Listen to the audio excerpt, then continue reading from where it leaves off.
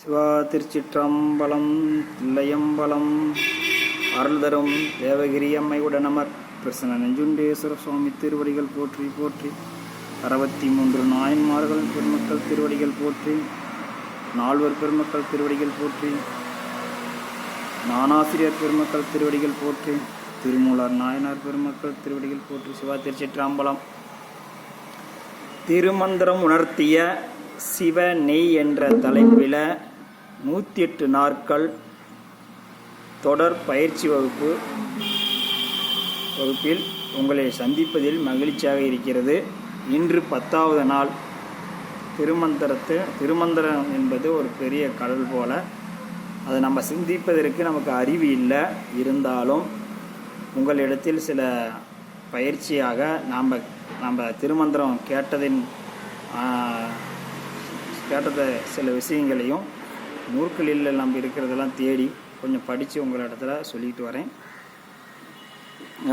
1 அவன்தானே, 2 அவன் இன்னொருள், நின்றான் 3 அந்த நின்றான் 3 அடுத்த வரியில் உள்ள நின்றான் முதல் வரி 1 அவன்தானே 2 இன்னொருள், நின்றான் 3 4 உணர்ந்தான் 5 வென்றான். அடுத்தது நாளானிக்கெல்லாம் பார்க்கலாம். அதில் நின்றான் 3 சாமி எப்படி 3 இருக்கிறார்? பதி பசு பாசமாக இருக்கிறார். சாமி உயிர்களிடத்தில் அன்பாக இருக்கிறார். நாம் தான் அன்பாக இருக்க முடியல. ஆனால் சாமியும் இருக்கிறாரு, உயிரும் இருக்குது. 2 பேரும் ஒரு இணை பிரியாத ஒரு நண்பர்கள், பக்தர்கள், ஒரு கணவன் மனைவி மாதிரி 2 பேரும். சாமி எப்பயுமே உயிர்களை நேசிப்பார். உயிர் தன்னிடத்தில் வந்து திருவருள் பயனை பெற்று தன்னுள்ளே ஒடுங்கணும் அப்படின்னு அவர் பல நூற்றாண்டு காலம், அது 7 ஜென்மம் 21 தலைமுறையாக இருக்கிறார். எத்தனை பிறவிகள் எடுத்தாலும் தாய், ஒரு மகன் இந்த உலகத்தில் ஒரு தாய் வந்து நல்ல முறையாக ஒரு மகனை பெற்று வளர்த்துகிறார். அவன் ஒரு உலக பொருள்கள் மீது ஆசைப்பட்டு ஒரு இடத்துல ஒரு நகையை திருடி விடுகிறான். நகையை திருடுவதற்கு அவர்களை கொன்று விடுகிறான். ஒருத்தரை கொன்று நகையை திருடி கொண்டு வந்து விடுகிறான். அவன் தான் தாயிடம் வந்து தாய்க்கு தெரியாமல் செய்த அந்த குற்ற செயல்களை அவனை அந்த இறந்த அந்த திருடிட்டு வந்தாங்க பார்த்தீங்களா, அவங்க யமதர்மனை வச்சுக்காங்க. அவங்க கண்டுபிடிச்சிட்றாங்க. கண்டுபிடிச்சி இவன் இப்படி திருடி விட்டான், உன் மகன் நகைக்காக ஆசைப்பட்டு இந்த பெண்ணை கொன்று நகையை திருடி கொண்டு வந்தான், இவனுக்கு தண்டனை வழங்கப்படுகிறது என்று தூக்கி 7 ஜென்மாக வினைப்பயன் கடலில் போட்டுறாங்க. வெளியிலேயே வர முடியல. தாய் ஏங்கி நிற்கிறாள். இந்த திருவருள் இப்படி இந்த உலக பந்தங்கள் மீது ஆசைப்பட்டு அதை உணராமல் இது மாதிரி ஒரு தவறை செய்துவிட்டு இந்த வினை என்ற ஒரு பெரிய கடலுக்குள்ள போய் சிக்கிக்கிட்டானே, இவன் எப்படி நம்மளை வந்து அடைவான் அப்படின்னு சாமி பார்த்துக்கிட்டே இருக்கிறார். பதி பசு பாசமாக நின்றான் 3 பதி பசு பாசம் என்று 3ஆக இருக்கிறான். அவன் உடல் பொருள் ஆவியாக இருக்கிறான். இறைவன் வந்து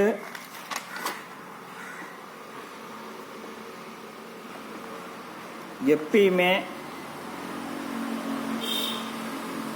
அவன் எப்பயுமே நம்மளோட தான் அவன் கூட திருவருள் வடிவாக இருக்கிறான். அதை நம்ம எப்படி உணர்ந்துக்கிறதுனா, சுவாமியை குரு லிங்கம் சங்கமம் அப்படி 3 விதமாகவும் இருக்கிறான். குருவாகவும் இருக்கிறான், சாமி லிங்கமாகவும் இருக்கிறாரு, சங்கமம்னா அடியார் திருக்கூட்டத்தில் இருக்கிறார். நின்றான் 3 நூல். சாமி எப்படி நிற்கிறார்னா, குருவாக நிற்கிறான், கோயில் இருக்கிற சிவலிங்கமாக இருக்கிறாரு, சங்கமமாக இருக்கிறாரு. நின்றான் 3 நூல் அந்த வரிக்கு சாமி இதில் மூணுலையும் இருக்கிறார். இதில் வந்து சுந்தரமூர்த்தி நாயனார் கூட சங்கிலி நாயனார்கிட்ட கொடுத்த சத்தியத்தை மீறி அவர் வந்துக்கிட்டு இருக்கிறார், வந்துக்கிட்டு இருக்கிறார் திருவையாரை நோக்கி. அப்புறம் வர வழியில் ஒரு ஆலயம், அது எனக்கு சரியாக நினைவே இல்லை. அந்த ஆலயத்தில் நான் கண்ணு தெரியாமல் அப்படி போகிறேனே, நீ கோயிலில் இருக்கிறியா அப்படின்னு கேட்குறாரு சுந்தரமூர்த்தி நாயனார். கோயிலில் இருக்கிற சாமி உள்ள லிங்கத்தை பார்த்து கேட்குறாரு, நீ இருக்கிறியா அப்படின்னு. சாமி இருந்துக்கிட்டு, உலோம் போகி, நான் கோயிலில் தானே இருக்கிறேன், நீ போடா அப்படின்ட்டார். நீ சத்தியத்தை மீறிட்ட, நீ போ அப்படின்னு சொல்லி அவருக்கு ஒரு தடியை கொடுத்து விட்றாரு. நீ தடியை ஊனிட்டு போ, உலோம் போகி அப்படின்னு அந்த வார்த்தை சாமி சொல்கிறாங்க. அதனால் சாமி வந்து லிங்க வடிவத்தில் இருக்கிறார். நமக்கு சாமி குருவாகவும் வரார். நாம் இறைவனை வழிபாடு செய்து கொண்டிருந்தால், நித்தமும் கோயில் வழிபாடு செய்து கொண்டிருந்தால், நம்ம சைவ நெறியில் இருந்தால், நமக்கு நாம் வழிபாடு பண்ணி கொண்டிருக்கும் நஞ்சுண்டேஸ்வரர் திருக்கோயிலில் நம்ம சாமியை வழிபாடு செய்துக்கிட்டு இருந்தால், நஞ்சுண்டேஸ்வரரே நம்ம பக்குவம் அடைஞ்சிட்டோம்னா அவர் வந்து ஒரு குருவாக இந்த மானிடம் நம்மள மாதிரியே தான் அவங்களும் இருப்பாங்க. மானிட சட்டை தாங்கி தான் நமக்கு குரு உபதேசம் செய்வதற்காக சாமி நஞ்சுண்டேஸ்வரர் திருவருளால் நமக்கு மானிடம் சட்டை தாங்கி வந்து நமக்கு இறைவனுடைய உபதேசங்களை வழங்குவார்கள். அதன்படி சரியாவிலே நாம் இருக்கணும். சரியாவிலிருந்து அது குறிப்பிட்ட காலங்கள் நிர்ணயிக்கப்பட்டு இருக்கிறது. எதுவும் ஒரு 12 காலம் கடைப்பிடிக்க வேண்டும். சரியே நிலைனா குறைஞ்சபட்சம் 12 காலம் கடைப்பிடிக்க வேண்டும். அதே மாதிரி கிரியேவுக்கும் 12 வருஷம் இருக்குது. அவசரமாக நாம் எதையும் பெற்றுக்கொண்டு விட்டுட்டு போகக்கூடாது. ஒரு லவ் பண்ணி தான் கல்யாணம் பண்ணுற மாதிரி சாமியை நம்ம லவ் பண்ணி அதை நம்ம பெற்றுக்கிட்டோம். அவசரத்தில் ஒன்று நம்ம சரியாக வாங்கி 2 மாதம் கூட இருக்காது, நம்ம சாமி கிரியே பூசை வாங்கிடுவாங்க. அவங்களாம் அவசர காலத்தில் அப்புறம் சாமி சில விஷயங்கள்லாம் பண்ணுறாங்க. அதே சாமி திருவருள். அதே மாதிரி கொஞ்சம் குறிப்பிட்ட காலங்கள் எடுத்து நம்ம தவம் இருந்து அந்த சரிய நிலையை குருவிடத்திலிருந்து பெற வேண்டும். அதே மாதிரி நான் தவம் இருந்து சரியாக இருந்து கிரிய நிலைக்கு சிவலிங்க பூஜை சிவபூஜைக்கு நம்ம சாமியே வந்து தருவார். திருவருள் ஆசைப்படுறதுனால, நம்ம மனசு ஆசைப்படுறதுனால திருவருள் சீக்கிரமாகவும் வந்து கொடுத்துட்றாரு சாமி. குருநாதர் நமக்கு அது மாதிரி கிடச்சிருக்கிறாங்க. நமக்கு அது சாமியோட திருவருள். அதனால் திருவருள் விருப்பத்தின் பேரில் நம்ம வழங்கப்படுகிறது. அதை பெற்று நம்ம முறையாக வழிபாடு செய்து கொண்டு வர வேண்டும். எந்த சூழ்நிலையிலையும் திருநீரும் உத்ராஜமும் நம்ம கண்ட உடனே சிவபெருமான் தான் நினச்சி நம்ம குற்றம் எவ்வளோ அவர் செய்திருந்தாலும் குற்றம் மறைத்து அவரை வணங்க வேண்டும். அதை வணங்கி கொண்டு வந்தால்தான் நமக்கு வந்து இறை அருள் நமக்கு. இங்கே நாம் அவரை கும்பிடலைன்னா அங்கே இறைவன் வந்து அவர் உன் கணக்கில் வந்து மைனஸ் போட்டுறார். அதனால் நான் எக்காரணத்தை கொண்டும் திருநீரும் திருவேடங்களை பார்த்த உடனே வழிபாடு செய்ய வேண்டும். அவர்கள் சிவபெருமானுடைய அடியார்கள். உள்ளத்தை பார்க்கக்கூடாது. அவங்க எவ்வளவு குற்றங்கள் செய்திருந்தாலும் திருநீரும் உத்ராஜத்தை கண்ட சிவவேடத்தை கண்டவுடன் நாம் அவர்களை வணங்க வேண்டும். எந்த சூழ்நிலையிலும் வணங்க வேண்டும். எவ்வளோ ஒரு துரோகம் பண்ணியிருந்தாலும் வணங்க வேண்டும். நம்மக்கிட்ட எவ்வளோ பணத்தை பிடுங்கி சாப்பிட்டாலும், ஐயோ அவன் பணம் வாங்கிட்டு அவன் கொடுக்காம போனாலும் அந்த திருவேடத்தை பார்த்தா வணங்கணும். அது வந்து அவர் பொருளை எடுத்துக்கிட்டாரு பண்ணிக்கிட்டாருங்கிற நிலையெல்லாம் சாமி எடுத்துக்கிறது இல்லை. அந்த பொருளை வந்து உங்ககிட்டருந்து வாங்கி உன்னை பக்குவப்படுத்துறதுக்காக தான் நீ ஒரு 10,000 கொடுத்துருப்ப ஒரு அன்பருக்கு. அந்த 10,000 கொடுக்க மாட்டார். நீங்கள் கேட்டிருப்பீங்க, இல்லைன்னு சொல்லியிருப்பார். அவரே மீண்டும் அந்த கோயிலுக்கு வந்திருப்பார். நாளைக்கு அவரை முறைச்சிக்கிட்டு போகக்கூடாது. அவர் பணம் கொடுக்கலனாலும் அவரை பார்த்து வணங்கணும். திருச்சிற்றம்பலங்க ஐயா அப்படின்னு. பணம் கொடுக்காம உன்னை ஏமாற்றிட்டாலும் அவரை பார்த்து வணங்கணும். திருச்சிற்றம்பலங்க ஐயா நல்லா இருக்கிறீங்களான்னு கேட்கணும். பொருளுக்காக பொருளை பெற்றுக்கொண்டு பொருள் தரவில்லை என்று சிவவேடத்தை வெறுக்கக்கூடாது. சிவவேடத்தை வெறுத்தால் இறைவன் உங்களை வெறுப்பார். உனக்கு பொருள் வேணுமா, சிவன் அருள் வேணுமான்னு முடிவு பண்ணிக்காங்க. பொருளுக்கு ஆசைப்பட்டு திட்டிகிட்டு இருக்கக்கூடாது. கொடுத்துட்டீங்க, அன்பர் கொடுக்கும்போது வாங்கிக்காங்க. இல்லையா, சிவபெருமான் திருவருள்ன்ட்டு அவரை வணங்க முயற்சி செய்யுங்க.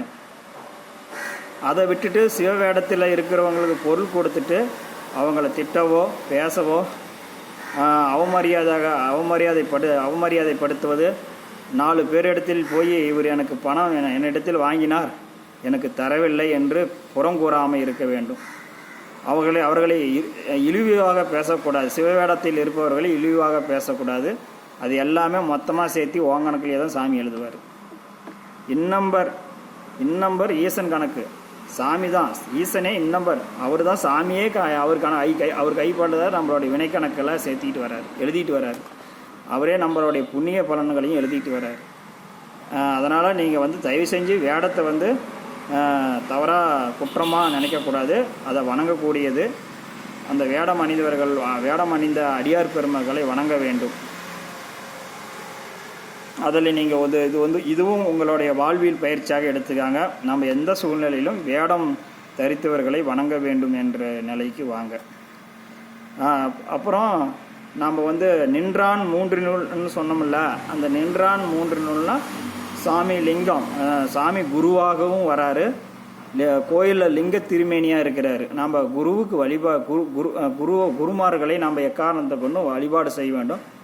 இப்போ உங்களுக்கு குருமார்கள் வரலைன்னா நீங்கள் நம்ம நஞ்சுண்டேஸ்வரர் திருக்கோயிலில் மிக அற்புதமாக சாமியோட திருவருளில் அழகா திருமேனிகள் 63 நாயன்மார்கள் திருமேனிகள் இருக்கிறது.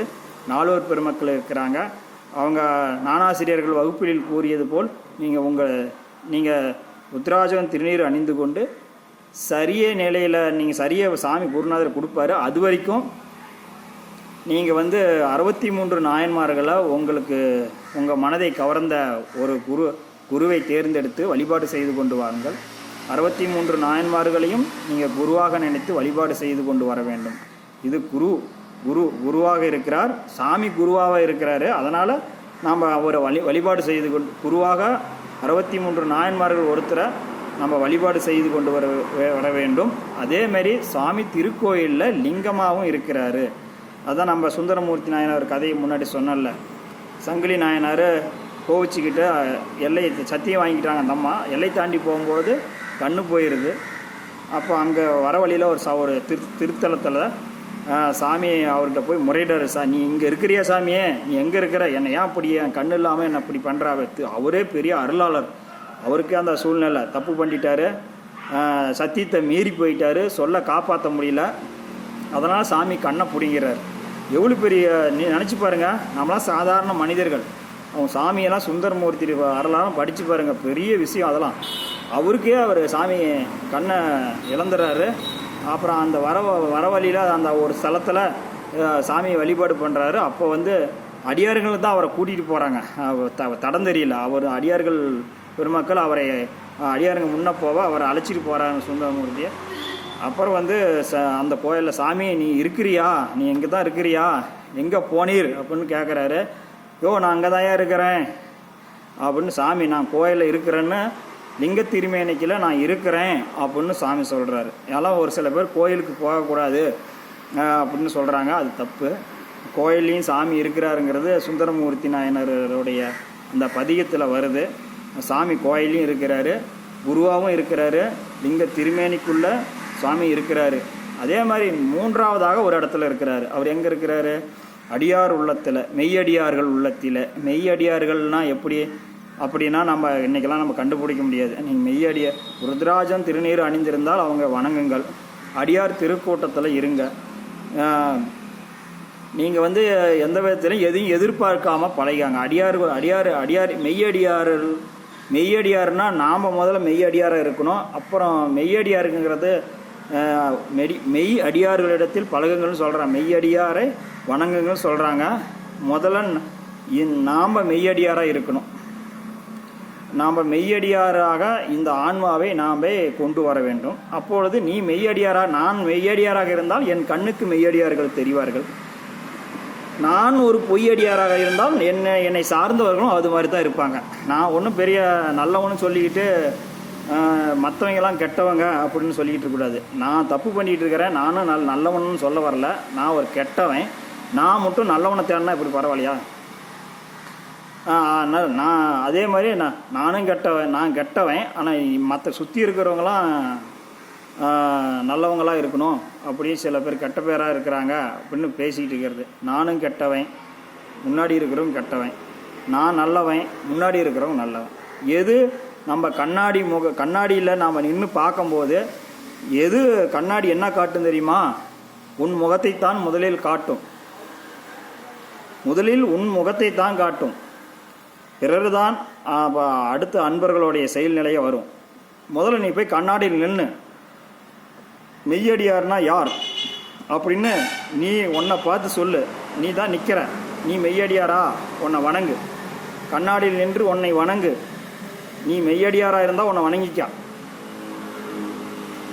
இல்லை சைவத்துக்கும் அந்த இறைநிலைக்கும் நான் தவறாக பொருள் சேர்த்துக்கிட்டு இருக்கிறேன், உலக வாழ்க்கை வாழ்வதற்காக பொருள் கடமையை செய்யுங்க, உழைப்பு செய்யுங்க, அது தப்பு இல்லை. சைவ நெறிகளை வகுப்பு கேட்குறீங்க, அதை சார்ந்து நம்ம வாழ்ந்துக்கிட்டு இருக்கணும். கண்ணாடி முன் நின்று மெய்யடியாரை வணங்குகிறேன் என்று ஒரு வாரத்தையே உங்களை பார்த்து நான் மெய்யடியார் என்று ஒரு உறுதியான ஒரு நம்பிக்கை வரக்கூடிய அளவுக்கு நீங்கள் வாழ்ந்து காட்டுங்க. இது ஒரு உங்களுடைய வாழ்வியல் பயிற்சி. தினசரி எந்திரிச்சு கண்ணாடி பை திருநீரும் உத்திராஜம் அணிந்து கொண்டு மெய்யடியாருக்கு வணக்கம், முதலில் உங்களுக்கு வணக்கம் செலுத்துங்க. உங்களுக்குள்ள இருக்கிற ஆன்மா தூய்மையாக இருக்கிறதா என்று பாருங்கள். ஊர்க்கதை, உலகங்கதை இருக்கிற அத்தனை கதையும் உள்ளே வச்சுக்கிட்டு நாம் வெளியில் தேடனா ஒன்றுமே கிடைக்காது. முதல்ல நமக்குள்ளே நாம் தேடணும். நமக்குள்ளே இருக்கிற குற்றங்களை ஏன்னா உன் குற்றங்களில் வந்து 7 பிறவியே வருது. உடனேவா நீக்க சொல்லலை. ஒரு நாளைக்கு ஒரு தவறை குறைச்சிட்டு வரணும். படிப்படியாக ஆண்டுகள் எடுத்துக்கொள்ளுங்கள். இன்றிருந்து 1 வருஷம் எடுத்துக்கொள்ளுங்கள். நீங்கள் செய்கின்ற தவறுகளை கொஞ்சம் கொஞ்சமாக படிப்படியாகத்தான் நாம் நீக்க சொல்கிறோம். ஒரே மட்டும் நீங்கள் திருந்து அப்படின்னா சொல்லலை, அப்படிலாம் கேட்கல. கொஞ்சம் கொஞ்சமாக தீர்த்துங்க. இதை வந்து பொதுமக்கள் இடத்துல சொல்லணும். பொதுமக்கள் மெயினாக நம்ம வந்து இறை வழிபாட்டில் நம்ம வந்து நாம் அடியாராக இருந்து கொண்டு வெளி மக்களுக்கு சைவத்தை பரப்பணும். அந்த சிவபெருமான் திருவுருளை கொண்டு போகணும். அதை செய்யணும். 2வது விஷயமா அது அப்புறம் இருக்கட்டும். இப்போ வந்து நாம் அடியார் நம்ம ஃபஸ்ட்டு வந்து குருவாக வருகிறார் சாமி, அப்புறம் லிங்க திருமேனியில் இருக்கிறார், அப்புறம் சங்கமம் அப்படின்னு 3வதாக அடியார் உள்ளத்தில் இருக்கிறார் சாமி. எங்கே இருக்கிறாரு? சாமி அடியார் உள்ளத்திலையும் இருக்கிறார். 3 இடத்துல சாமி நீக்கமர இருக்கிறார். சாமி எங்கே இருக்கிறாருன்னு எல்லாம் பேசுகிறாங்க. நம்ம திருமூலர் சொல்கிறார் சாமி 3 இடத்தில் இருக்கிறார் என்று. ஒன்று குருவாக வருகிறார், குரு உருவத்தில் இருக்கிறாரு. நமக்கு வர குரு சுவாமி தான். நாம் வழிபடுற சிவலிங்க நஞ்சுண்டேஸ்வரர் சாமி தான். நம்ம சுற்றி இருக்கிற அடியார் பெருமக்களும் சாமி தான். 3 ரூபத்தில் சாமி இருக்கிறாரு. நீ வந்து அதை முறையாக வழிபாடு செய்துக்கிட்டு வரணும். எந்த விதத்திலையும் மெய்யடியார்களை முதலில் தாங்கள் மெய்யடியாராக முதலில் உங்களை வணக்கம் செலுத்துங்கள். பிறகு பார்ப்பதையெல்லாம் மெய் அடியார்களாகவே வணங்குங்கள். எதையும் நீ உன் சுயநலத்துக்காக நீ எதையும் எதிர்பார்க்காம இருந்துன்னு வச்சுக்கா, எல்லாருமே நல்ல அடியார் தான். உன் தேவைக்கு ஒருத்தண்ட பழகுவ, அவன் ஏதாவது ஒன்று செய்யலாம், அவன் கிடக்கிறான் என் கஷ்டத்துக்கு கொடுக்கல அப்படின்னு ஊரெல்லாம் நீ சொல்கிற நீ பண்ணுற வேலை தான் இத்தனையுமே. குற்றம் என் இடத்துல இருக்குது. நான் பண்ணுற குற்றத்தை மற்றவங்க மேலே சுமத்துவது. நான் என்னைக்கு நான் நிரபராதி, நான் குற்றமற்றவன்னு நீங்கள் உங்கள் மனசு இந்த உள்ளக்கிற ஆணும் எப்பயுமே விட்டு கொடுக்காது. இந்த ஆணவம் வந்து இந்த உலக பொருள்களையும் விடாது. இந்த உடம்பு மண்ணுக்கு போகிற வரைக்கும் நம்மளை விடாது. இந்த ஆணவம் நம்மளை கொன்னுபுட்டு தான் போகும். ஏதோ 4 பேரெல்லாம் இப்போ வக்கீல் செத்து போயிட்டான், வாங்கடான்னு மாலை வாங்கிட்டு வந்து நாங்கிற ஆணவம் செத்து மண்ணில் மூடி குழி நெட்டு 3 கல் வைப்பாங்க. இந்த 3ஐயும் கடைப்பிடிக்காதவனுக்கு 3 கல் அப்படிங்கிற மாதிரி முத கல் வந்து தலைமாட்டில் ஒரு மண்ணை மூடி இங்கே ஒரு கல் வச்சுருவாங்க, ஒரு கல்லை தூக்கி வைப்பாங்க. குரு வழிபாடு செய்யாதவன்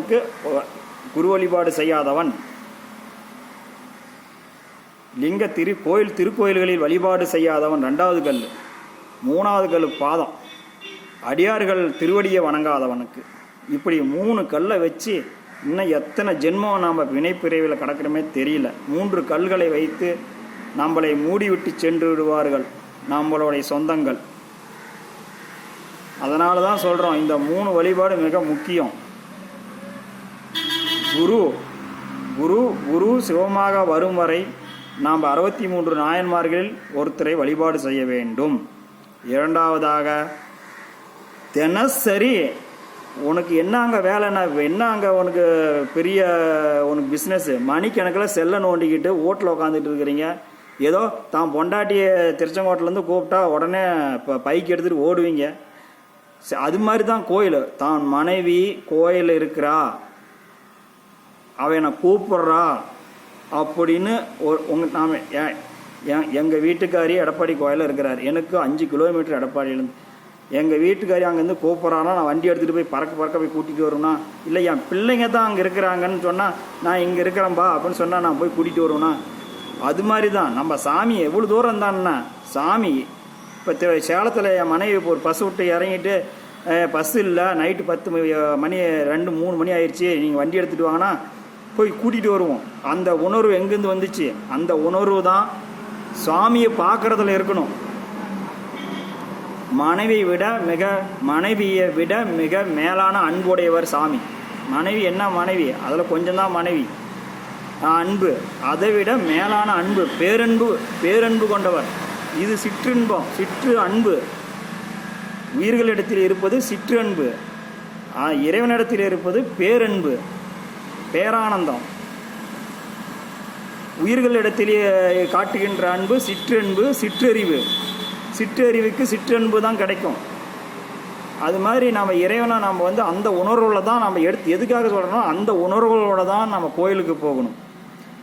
கோயில் வழிபாட்டுக்கு நேரம் இல்லை, எனக்கு அங்கே வேலை இருக்குது இங்கே வேலை இருக்குது, எவனோ கதை பேசிக்கிட்டு அடுத்தவன் என்ன சொன்னால் நான் விழா பண்ணிட்டுருக்கிறேன், இது யார் என்ன நான் சொல்லிகிட்டு இருக்கிறாங்க அதெல்லாம் கேட்டுக்கிட்டு இருக்கிறேன். விழா பண்டிகை சாமி திருவூரில் விழா சிறப்பாக நடந்துருச்சு, சாமிக்கு ஒரு கும்பிடு, நீ நேர்மையாக பண்ணிவிட்ட, நீ எதுக்கு விசாரணை பண்ணிகிட்டு இருக்கிற?